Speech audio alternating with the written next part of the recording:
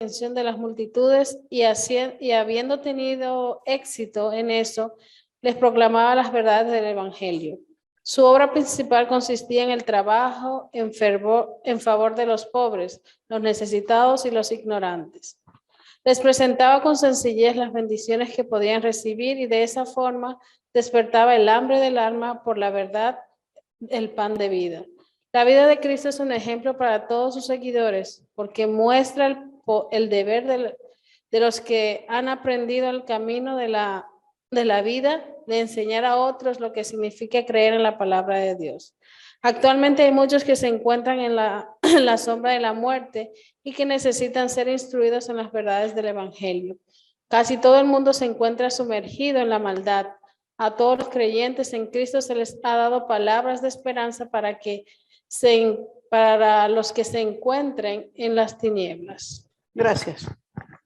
Todo, la verdad.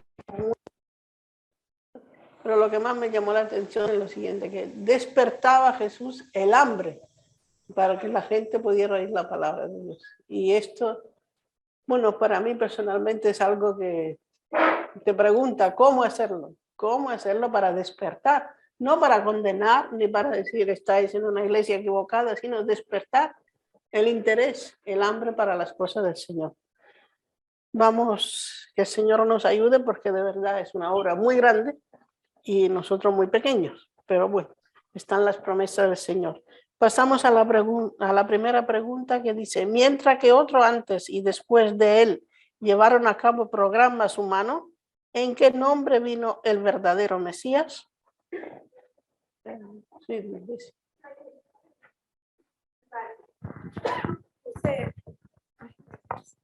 dice, bendito el que viene en el nombre de Jehová, ¿no? Y en Mateo también nos dice que, bueno, Jesús venía en el nombre de Jehová. Y aquí nos dice que mientras que otros, antes y después de él, o sea, antes de Jesús y después de él, también predicaron a Dios, predicaron a su Padre, digamos, pero ninguno venía directamente mandado por el Padre, por Dios, ¿no? O sea, conocemos a Abraham se le conoce como el padre de la fe, nos dice que Dios mismo dijo, yo sé que él enseñará y mandará después de él para que todos cumplan, ¿no? Todos cumplan con el cometido, todos cumplan o todos obedezcan a Dios, todos honren a Dios. Y así vemos que ha habido muchos profetas, ha habido los patriarcas mismos, todos enseñaban lo que ellos sabían, ¿no? Acerca de Dios, pero ninguno como Jesús, que vino directamente de parte de Dios. Y nosotros también ahora predicamos, conocemos el Evangelio, pero no venimos, Dios no nos mandó directamente, digamos, del cielo, pero Jesús fue diferente en ese aspecto, que el Padre directamente lo envió. Gracias. ¿Hay algún pensamiento más sobre esta pregunta? Sí, Samuel. Bueno, como la misma pregunta dice, aunque otros, antes y después de Jesús, implantaron métodos humanos, ahí es que está creo que la clave, creo yo.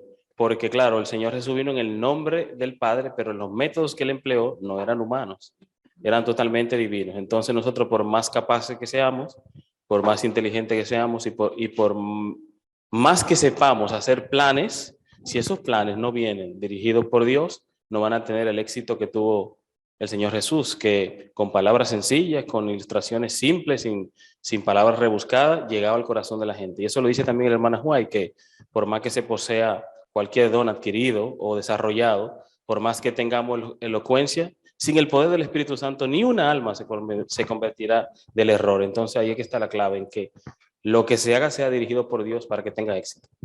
Gracias. Si no hay ningún pensamiento más, pasamos a la segunda pregunta que dice, en las situaciones más desesperadas, ¿en quién confiaría? ¿A quién decía la profecía que lloraría? El hermano Javier, ¿nos podía ayudar? Bueno, como vemos aquí en la pregunta que dice, en las situaciones más desesperadas, yo no podría ir en las más extremas, ¿no? En situaciones más extremas, entonces, ¿a quién acudiría, en quién confiaría? Obviamente en su padre, el que la había enviado, ¿no? Como dice aquí y él me llamará mi Padre, eres tú, oh Dios, roca de mi salvación, decía el texto de Salmos, ¿no?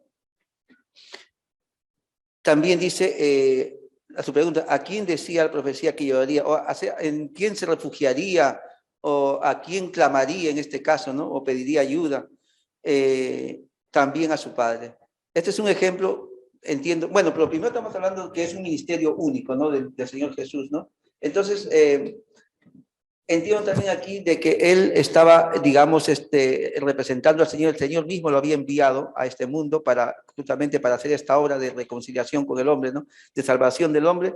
Y por lo tanto, este es como un ejemplo también para nosotros de que en nuestro momento de dificultades, en nuestros momentos extremos, acudir a Dios, que Él nos va a dar esa ayuda, ¿no? Jesús lo hizo así, cuánto más nosotros, ¿no? 10. 10. ¿Hay algún pensamiento más sobre esta pregunta? ¿Algún pensamiento de la nota? Sí.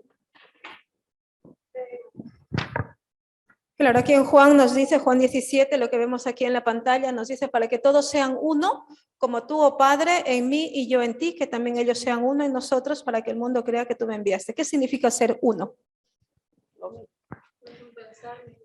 Claro, ¿qué es ser uno? Es ir en la misma dirección, ¿no? O sea, tener los mismos objetivos, los mismos propósitos, los mismos conocimientos. Igualmente, como dice que en el matrimonio tienen que ser no dos, sino tienen que ser uno, porque si no, uno va por un lado y otro por otro lado y no funciona. Entonces, igualmente, nosotros, al igual que Jesús tenía la dependencia total de su Padre, nosotros también deberíamos tener, nos dice, esa misma dependencia si queremos llegar a ser imitadores de Jesús. Si queremos llegar a ser como Jesús, deberíamos tener la misma dependencia que tenía Jesús. Y un día escuchaba o leía, bueno, no me acuerdo, el Espíritu de Profecía nos decía que cuando Jesús estaba a punto de... A veces nosotros quizás podemos pensar que Jesús, al ser hijo de Dios, al ser divino, humano, quizás él tenía mejores características que nosotros, mejores capacidades, él podía más, nosotros no. Claro, él al ser hijo de Dios, pues sí que puede, nosotros pues lógicamente que no. Pero en el deseo de todas las gentes decía que cuando él estaba a punto de morir, tenía muchísimo miedo. Tenía muchísimo miedo, igual que cualquier ser humano. Es decir, él sufrió, no es que sencillamente dijo, bueno, yo vine a morir, mátenme y ya está. No, tenía miedo. Yo digo, un ser humano también cuando sabe que va a morir y sabe de qué forma va a morir, tiene mucho miedo. Entonces, y él también tuvo mucho miedo. Entonces, él pasó lo mismo que nosotros podemos pasar un día cualquiera de nuestra vida. Tenía mucho miedo cuando fue lo de los 40 días sin comer, tenía mucha hambre. Es decir, entonces, fue una persona que nosotros, si queremos imitar, tendríamos que estudiar su vida e intentar copiarle, digamos, para poder llegar a ser uno, como nos dice aquí, como él era uno con el Padre, nosotros también, uno con Dios. Gracias. Bien. ¿Has levantado la mano, hermano Oscar? No. ¿Hay algún pensamiento? Porque está también la cosa de la oración sacerdotal que hizo Jesús para sus discípulos. Y ahí también vemos ese amor y esa vista hacia el futuro. Una cosa también ahí se demuestra el amor de Dios que tuvo hacia los que estaban y los que estarían, y incluido nosotros. Sí, sí. Así que si no hay nada más, pasamos a la tercera pregunta. Sí, sí. Como comentaba, diciendo ese miedo que tenía, era un poco sobre la separación de Dios con su Padre, porque la Biblia lo que nos manda es a nosotros a tener confianza en Dios. Entonces, ese temor de que existía en Jesús era de separarse de Dios, precisamente que el pecado lo iba a separar. Entonces, eso nos debe justamente a nosotros a llenar de confianza que cuando nos encontramos en situaciones extremas, ¿quién nos va a ayudar? Dios. Eso es lo que Jesús estaba allí, digamos que Dios nos va a ayudar en ese momento. O sea, el temor que debe ser, como ya dijo, no es a separarnos de Dios, no tanto lo que nos viene, porque lo que nos viene ya sabemos lo que va a venir, ¿no? Y ahí está la promesa del Señor para ayudarnos. No tanto el miedo a morir, sino el miedo a alejarnos de Dios. Eso es. Como ahora está pasando con todo esto de Ucrania y todo eso, claro, es orar para que el Señor le dé fuerza a los jóvenes por una cosa, para que se puedan negar, de coger las armas y bueno, es una situación muy... Pero lo que hay que pedir es que el Señor los ayude de verdad a mantenerse fieles. Porque sí, si mueren, claro, es muy triste, eso está claro. Pero si mueren en el Señor, está la bendita esperanza. Así que el Señor nos ayude.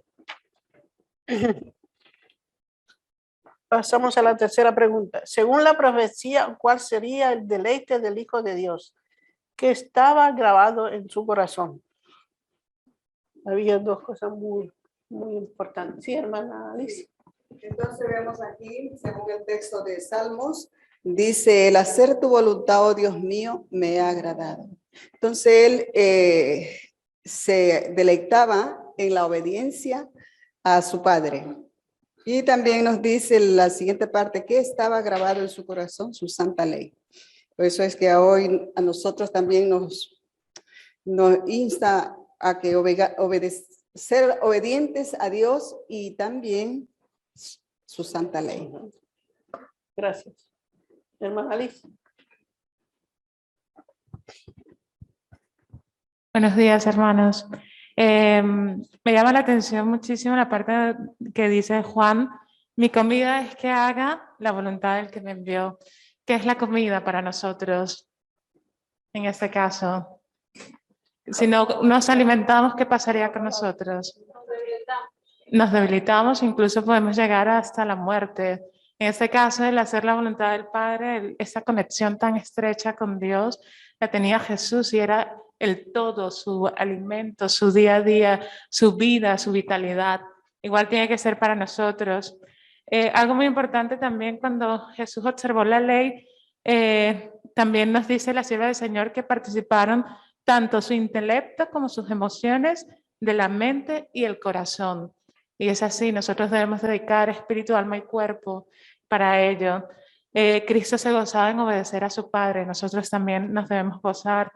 Cuando la ley está escrita en nuestro corazón, no vamos a ver a la ley como algo estricto, imposible de obedecer o algo demasiado severo, sino que pasará con nosotros. Será para nosotros un placer, es algo que transforma el ser, en vez de considerarla como, nos dice la sierva del Señor, como reglamentos externos que deben cumplirse al pie de la letra, se la concibe como la transcripción del carácter de Dios. ¿Y qué es el carácter de Dios?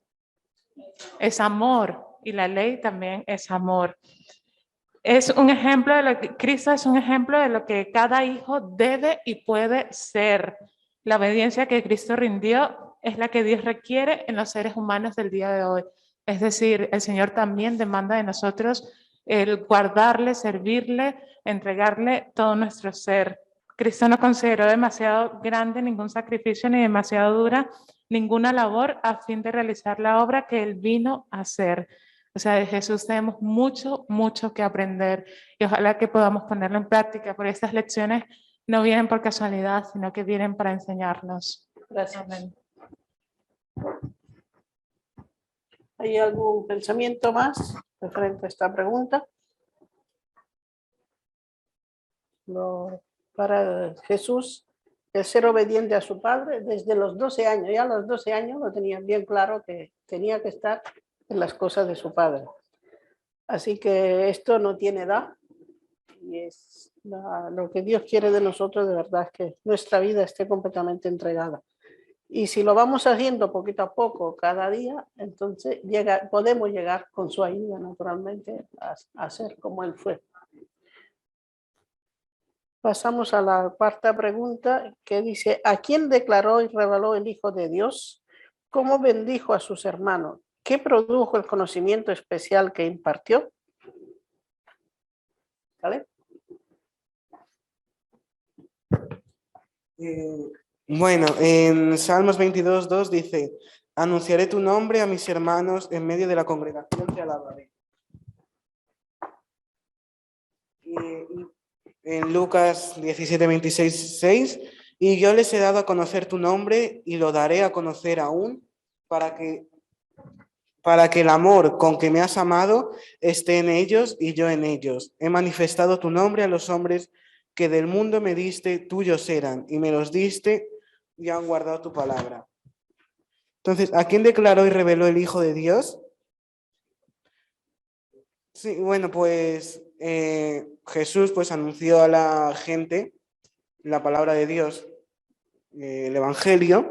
¿Cómo bendijo a sus hermanos? Pues la bendición en sí que obtuvo la gente fue conocer de Dios, saber de Él, porque también en ese tiempo ellos tenían pues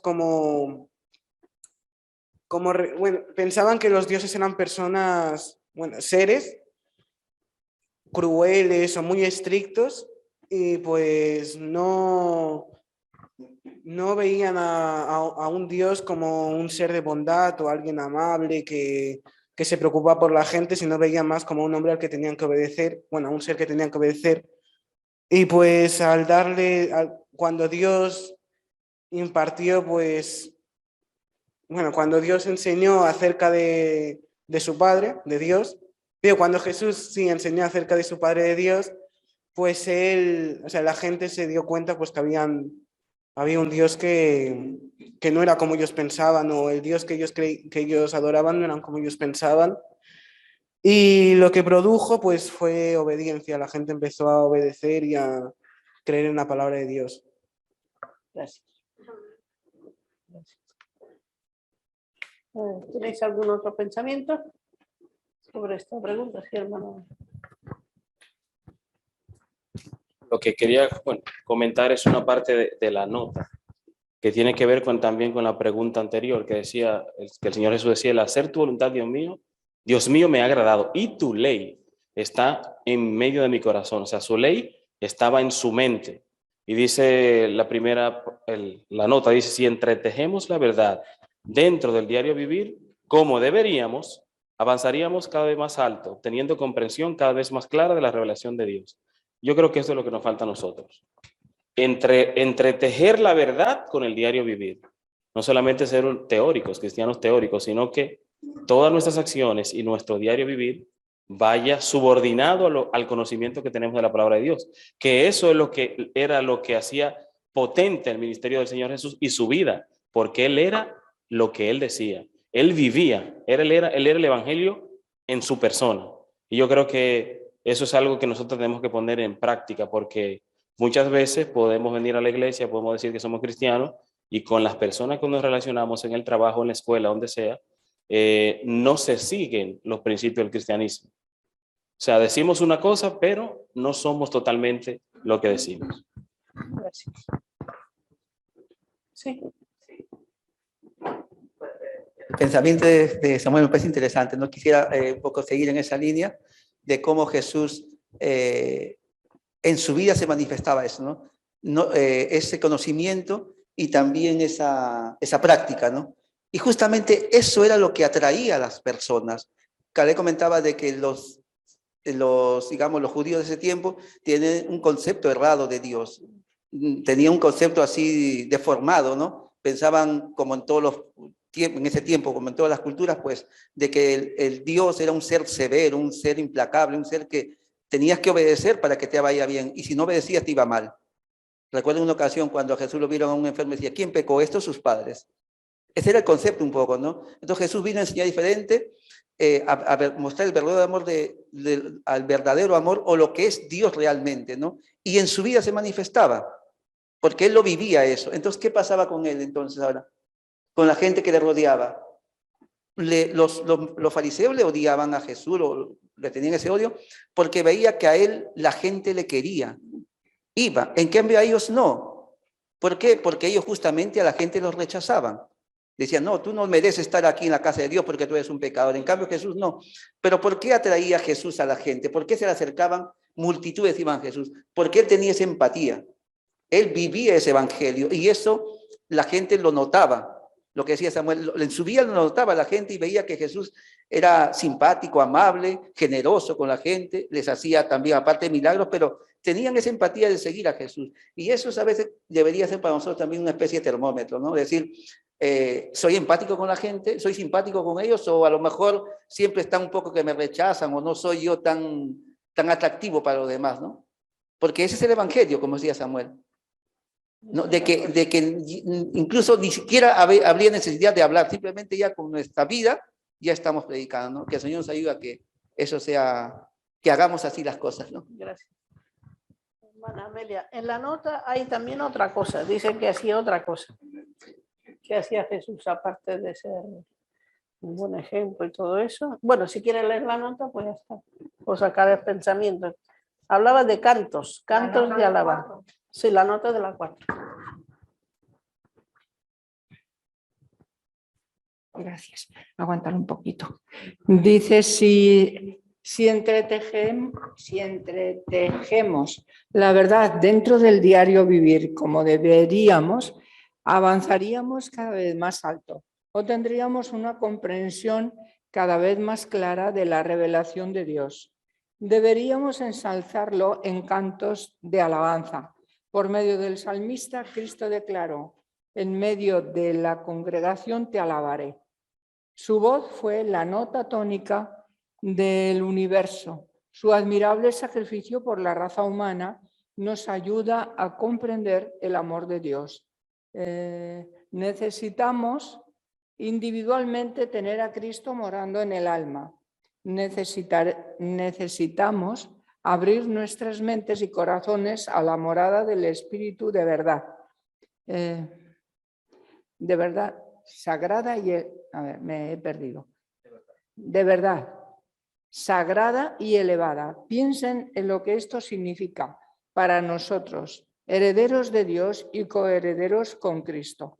Bueno, se dice que el Señor Jesús, por ejemplo, que cuando estaba en la carpintería, dice que era como las dificultades de la vida, digamos, que entristecían a los que estaban trabajando. Y él dice que elevaba su voz en alabanzas a Dios, cantando los salmos y cantando himnos a Dios. Y entonces dice que esa pesadumbre se evadía. También nosotros, cuando estamos un poco abrumados y tenemos el corazón partido, entonces si cantamos alabanzas a Dios, los signos nos elevan y nos olvidamos momentáneamente de la pena que tenemos en ese momento. Que el Señor nos ayude. Gracias. Así que el canto también es otra arma que tenemos a disposición para nuestra alma y también para los demás, porque a veces hablar a una persona es muy difícil, pero a lo mejor un himno puede tocar las palabras, la música. Por eso que es muy importante que nuestra música sea un poco diferente a lo que es en el mundo, gritos y cosas chabacanas. Si los himnos son una cosa de verdad que elevan hacia el Señor, también se puede hacer una gran obra. Sí, hermana Carmen. Pensamiento sobre la nota, bueno, lo que me llamó a mí la atención. Hay tres veces la palabra necesitamos. Y la primera es: necesitamos abrir nuestra mente y corazón a la morada del Espíritu de verdad. Necesitamos apreciar nuestros privilegios como poseedores de una verdad sagrada y elevada. Piensen en lo que esto significa para nosotros, herederos de Dios y coherederos con Cristo. Para mí eso es grande, porque el Señor, nosotros necesitamos seguir el ejemplo de Cristo y todas estas palabras que están escritas aquí. Tener a Cristo en nuestra alma, en nuestro ser. Eso es, gracias. Aquí nos da el gran honor de ser hijos de Dios y hermanos de Jesús. ¿Sí? Con concordancia con lo que usted decía del cántico, ¿no? En la lección pasada me llamó mucho la atención esta parte que dice que con la dulce melodía de un cántico en su niñez, juventud y madurez, Jesús corrigió palabras apasionadas, desaconsejadas y expresiones incrédulas y acusadoras. Así que vemos lo importante que es el canto en nuestras vidas, ¿no? Cuando nos encontramos ante personas que dicen malas palabras o que se enfadan, pues elevar un canto, aunque sea en nuestras mentes o a ellos mismos, así como el Señor lo decía, dice que eran aplacados a través de esa dulce melodía que el Señor elevaba. Gracias. No hay ningún pensamiento más. Pasamos a la quinta pregunta, ¿verdad? Sí. Que se me había girado la página. A diferencia de los monarcas terrenales que se esforzaron mucho en aumentar su ornamento. ¿Qué iba a ser el príncipe de paz? Claro, aquí compara los príncipes, los reyes de este mundo. Es una cosa completamente diferente. Hermana Alice. Gracias. Nos dice que, bueno, el Señor Jesús es el príncipe de qué? El príncipe de paz, a diferencia del hombre que para conseguir su objetivo, y es lo que estamos viviendo en la actualidad con esa guerra entre Ucrania y Rusia, para conseguir su objetivo emplea armamentos de cualquier índole con el fin de incluso quitar la vida del semejante. Jesús vino a traer ¿qué cosa? La paz. Nos dice en Mateo 26:52, vuelve tu espada a su lugar, porque todos los que tomen espada, ¿a espada qué? Perecerán. Puesto que el cielo no prueba el uso de las fuerzas, quienes declaran ser siervos de Dios no pueden esperar su protección y ayuda mientras están violando los principios celestiales. Algo que aclara también, nos dice que si hubiera querido Jesús, sus servidores hubieran venido a pelear para que el reino fuera instaurado aquí, pero no era ese el propósito. Jesús vino a traer la paz, no era el medio para alcanzar a las almas en ese sentido. Gracias. ¿Algún pensamiento de la nota? Hermano Oscar, ¿quieres hablar también?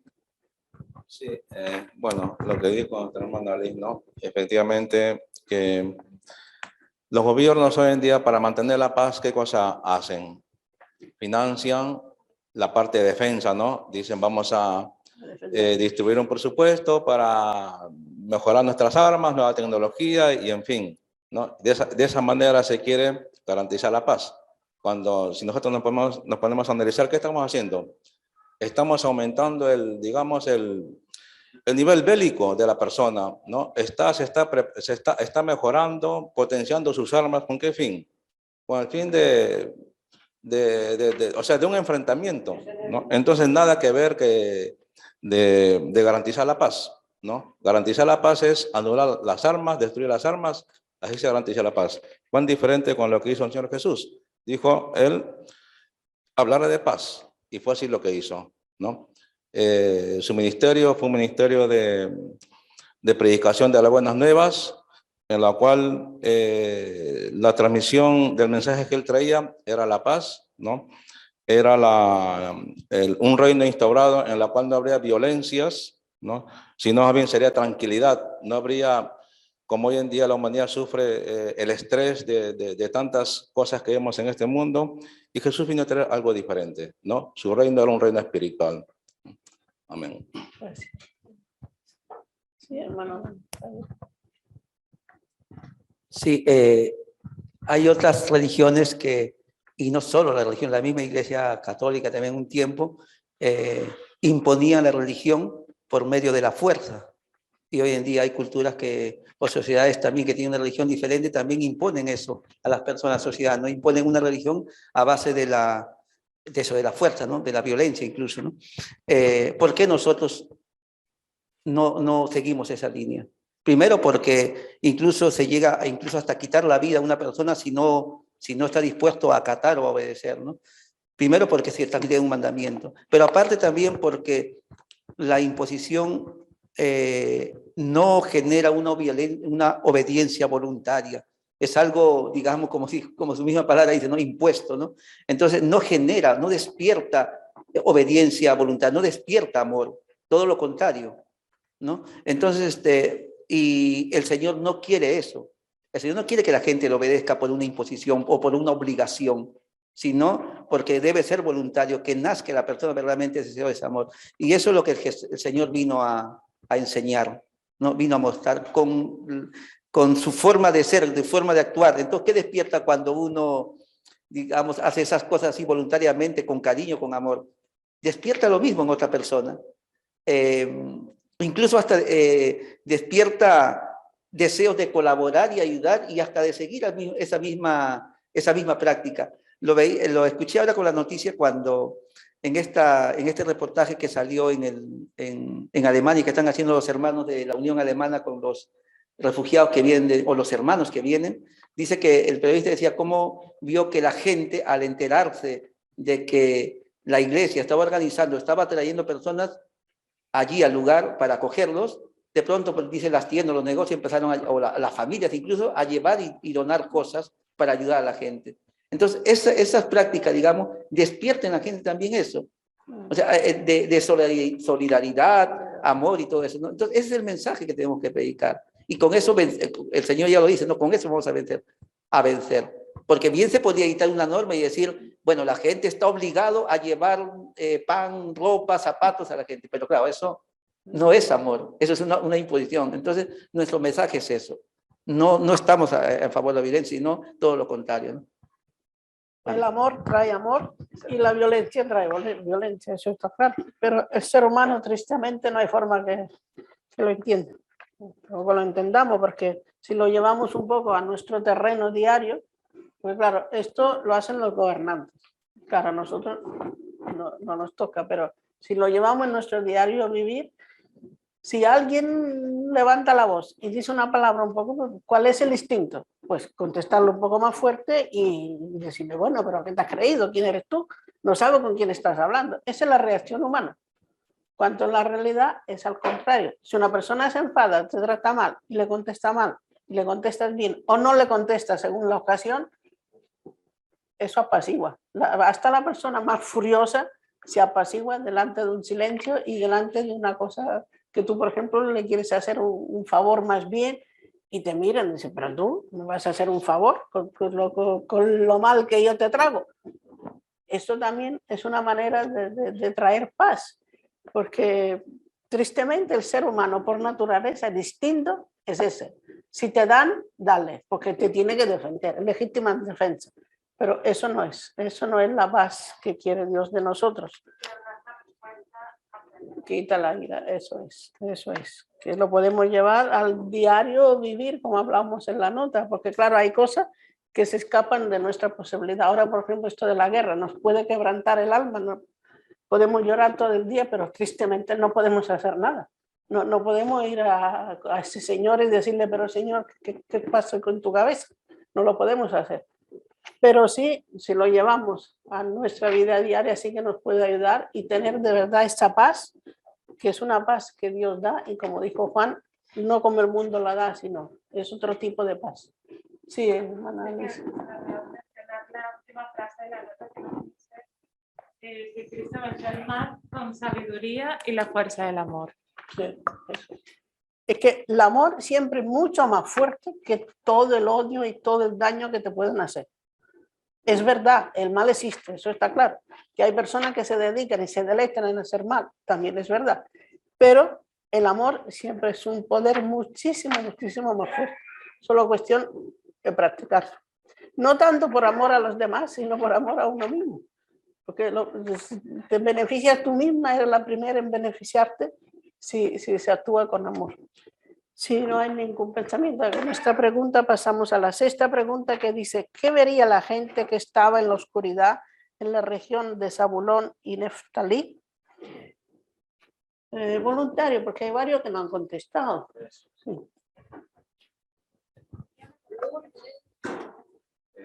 Bueno, me detuve en esta pregunta, ¿no? Y el título de lección dice un ministerio único. Entonces, yo aquí veía, ¿no? El maestro de Israel, ¿no? La didáctica, ¿no? Que él tenía.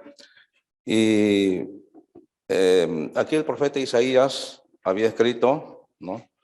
Aunque no será esta oscuridad tal como la aflicción que le vino en el tiempo que livianamente tocaron la primera vez a la tierra de Zabulón y a la tierra de Neftalí.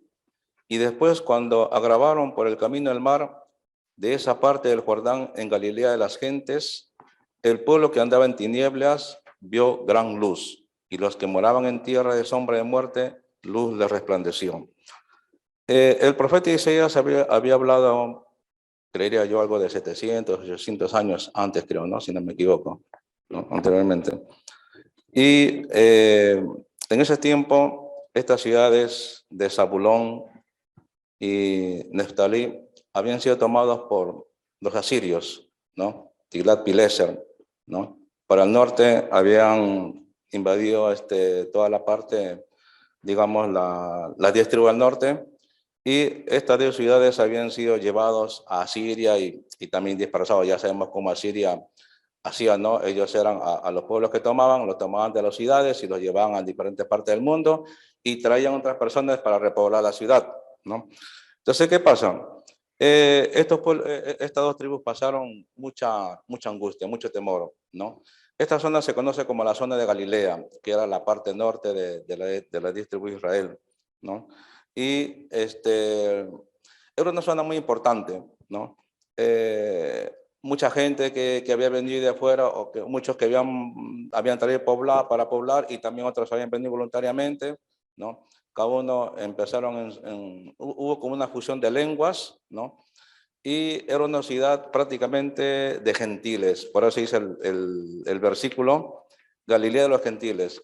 Era una ciudad despreciada por los judíos porque moraban mucha gente de muchas naciones, a pesar que estaban dentro de la 10 tribus de Israel, pero lamentablemente, pues bueno, estas 10 tribus fueron dispersas, ¿no?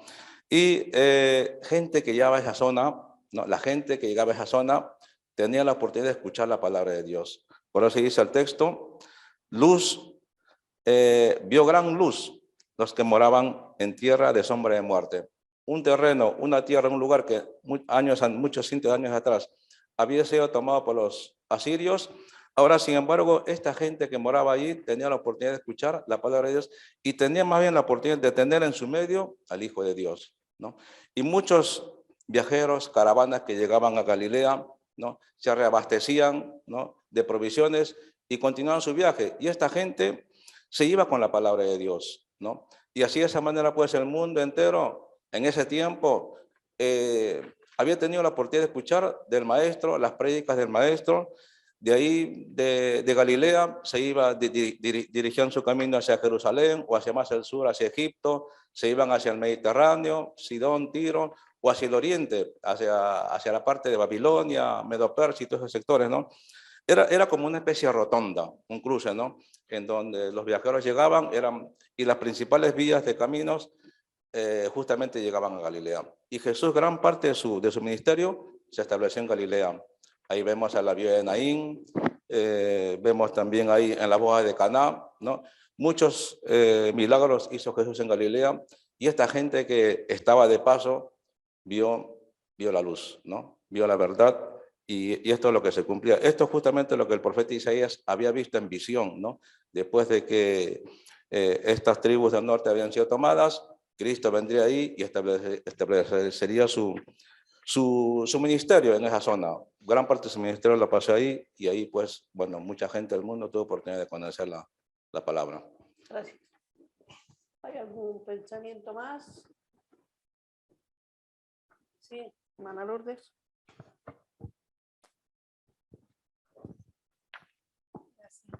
Bueno, quería destacar un pequeño párrafo que nos dicen en el comentario mismo de esta pregunta, pero antes, bueno, en el comentario bíblico adventista nos dice, ¿no?, que Cristo es esa gran luz, es una luz verdadera.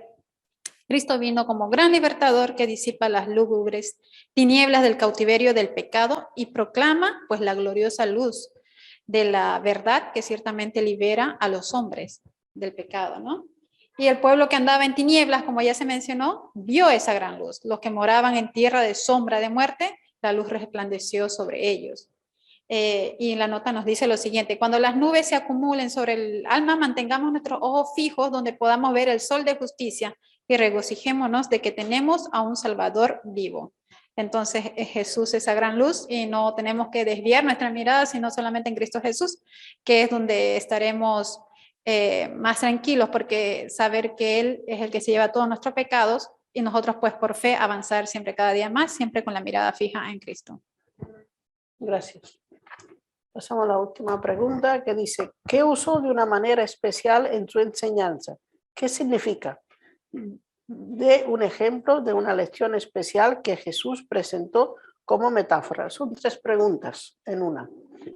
Así que, hermana Ana.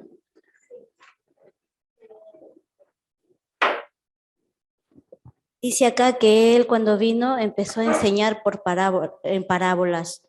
Y sabemos que tenemos mucho en Mateo, en los evangelios, muchas parábolas. Una que menciona aquí en la lección es la del sembrador. Pero los discípulos estaban siempre preocupados y decían, pero ¿por qué le enseñaste en parábolas si no van de frente? Y él les dice, bueno, a vosotros les he dado a entenderlos, pero a ellos no, porque dice, ellos ven y no creen, oyen y no entienden. Es por esa razón que él les dice el significado que por qué les enseña en parábolas. Gracias. Gracias. Hermano, no me acuerdo de su nombre. Ronald. Donald.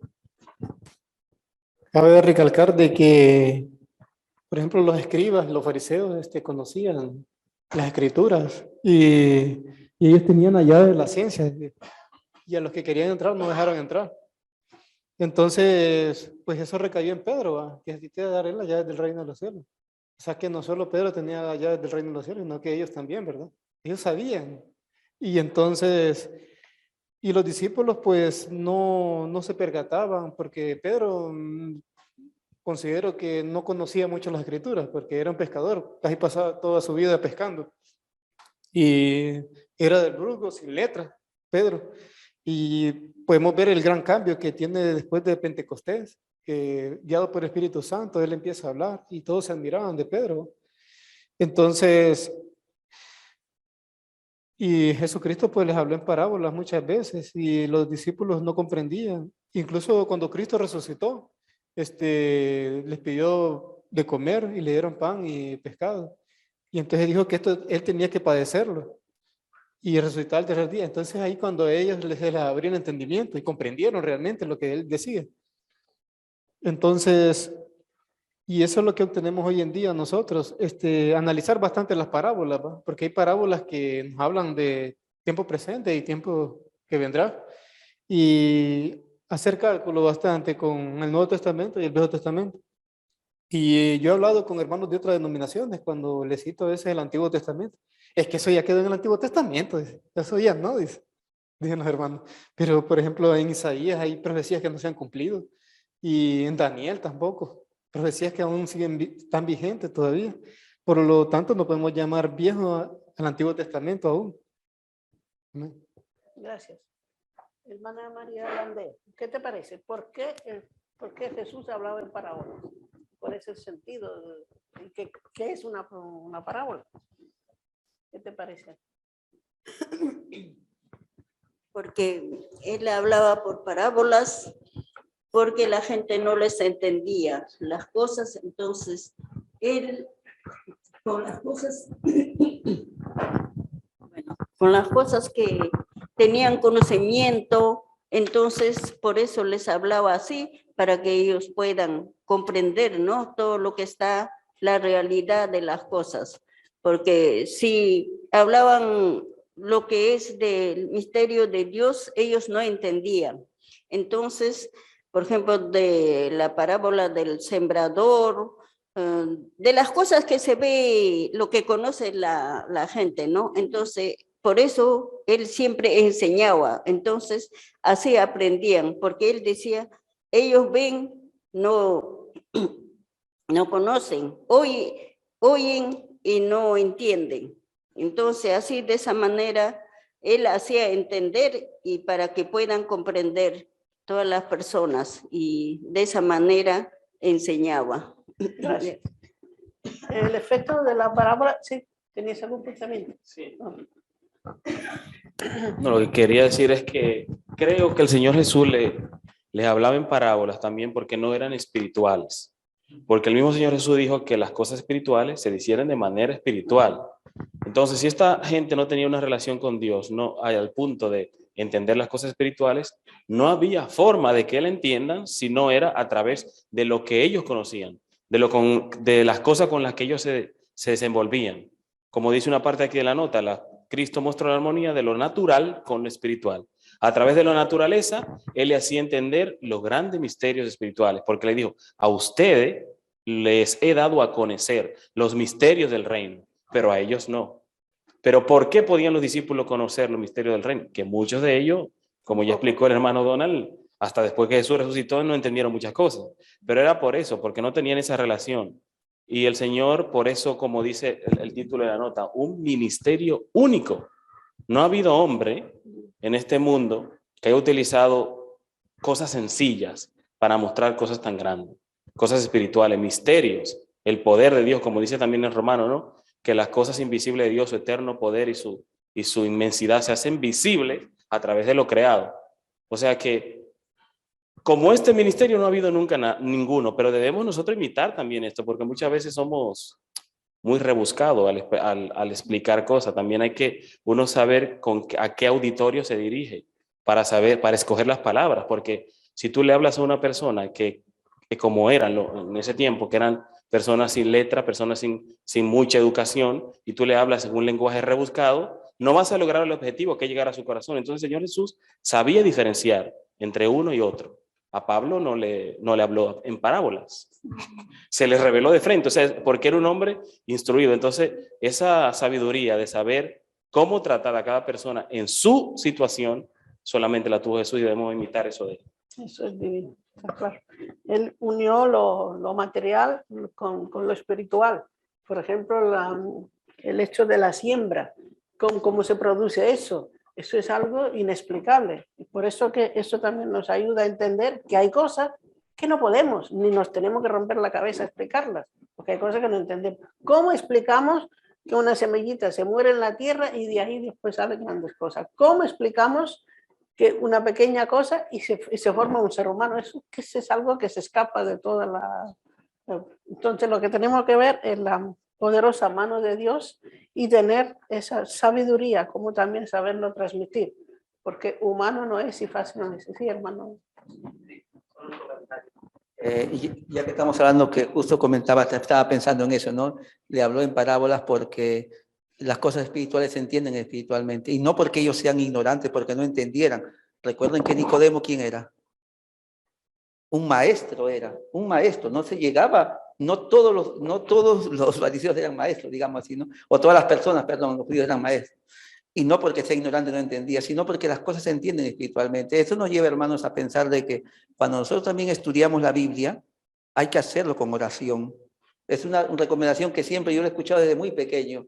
Y deberíamos recalcarlo siempre con nuestros hijos, también con nuestros niños, que no se tome la Biblia solamente así, bueno, lean la Biblia y agarran y cogen la Biblia y hasta a leer. No se va a entender, no se va a entender así la Biblia, se entenderá como una historia o una... Sí, eso, algo histórico y ya está, ¿no? Pero si queremos que se entienda el contenido, el mensaje que quiere dar la Biblia, siempre debemos hacerlo con oración. Antes de leer la Biblia, orar para entenderlo justamente, como decíamos, espiritualmente, ¿no? Y así se entenderá mejor el mensaje que nos quiere dar el Señor. Amén. Así es. El Señor nos ayude para que en cada circunstancia, en cada momento, podamos buscar refugio en Dios y en su palabra, pero también teniendo presente en la circunstancia, el momento, y el Señor también nos dará esa luz o ese versículo adecuado para ese momento. Y esa experiencia la he hecho muchas veces en mi vida, muchas veces. En un momento dado digo, ¿y ahora qué? Y el Señor te guía a ese versículo, que lo habrás leído más de una vez, pero en ese momento te está dando lo que tú necesitas. Así que el Señor nos ayude a tener una conexión constante con el Señor y que nuestra vida de verdad pueda ser una luz en este mundo de tinieblas. Amén.